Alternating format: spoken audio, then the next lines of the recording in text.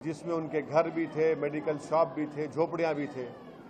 तो अब शायद हम इंतजार कर रहे हैं कि हमारे घर पे ही बुलडोजर आ जाए, तो पत्थर मार रहे हैं। जब कभी भी हमारा कोई पार्लियामेंट में भाषण होता या कोई हमारा कोई इंपॉर्टेंट स्पीच होती तो फौरन ये लोग आकर पत्थर मारते हैं। तो ये तो सिलसिला चल रहा है, एक तरफ मुसलमान पे बुलडोजर चल रहा है और एक सांसद के घर में पत्थर गिर रहे हैं। सर, आपको धमकियां भी दी जा रही है? मेरे को एक एसएमएस के जरिए किसी ने धमकी दी थी, तो मैंने 5 दिन पहले कंसर्न इंस्पेक्टर को लेटर लिखकर ये बताया, वो टेलीफोन नंबर भी दिया और वो जो मैसेज आया वो भी दिया।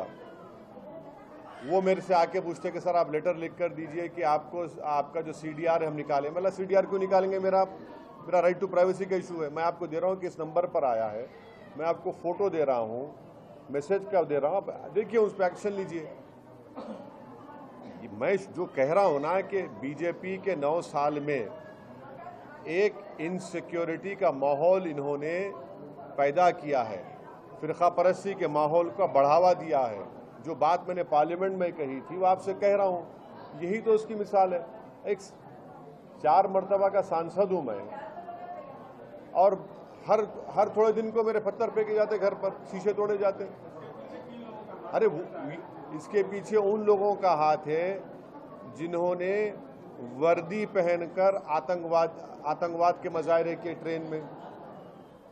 इसके पीछे उन लोगों का हाथ है जो मॉब लिंचिंग करते हैं मुसलमानों की, वही माइंडसेट इसके पीछे है। और मुझे डर नहीं लगता इन चीज़ों से, मैं तो तैयार हूँ। समंदर में कूदने के बाद आप गहराई से शिकवा नहीं कर सकते, मगर इसका जो इफेक्ट पड़ेगा देश पर, उसको सोचने की ज़रूरत है। आप देखते जाइए कितना बड़ा बुरा इफेक्ट पड़ेगा। अगर एक पार्लियामेंट के एमपी के घर पर हमला हो रहा है तो फिर ये तो आम बात हो गई। जिस तरह आपने बुलडोजर चला दिए, जिस तरह आपकी कस्टडी में एक प्रिजनर था उसको गोली मार दिए, तो 100 दिनों ऐसी क्या चीज़ रहा अभी। और तरफे तमाशा ये है कि सामने पुलिस का ऑफिस है, हेडक्वार्टर है। अगर ये जो हमारे घर पर किया जा रहा है, अगर कोई बीजेपी के बड़े नेता के घर पर, तो क्या होता बताइए, क्या होता बताइए, कितना बड़ा रिएक्शन होता।